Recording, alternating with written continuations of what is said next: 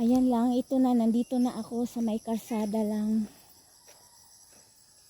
Nandito na ako lang sa kalsada lang, malapit na ako. Gusto ko kasing gumabi. Ganda talaga ng mundo lang, oh. Tapos sinayang ko ng mga yung parang nadadown ako kasi wala akong naabot. Sinayang ko. Maganda pala, oh.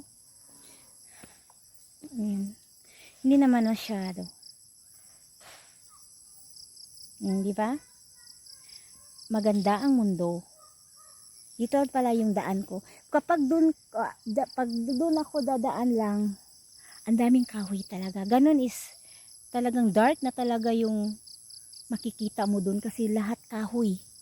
Dito walang kahoy kaya yung liwanag nandyan pa. Pero doon sa kabila ay nako.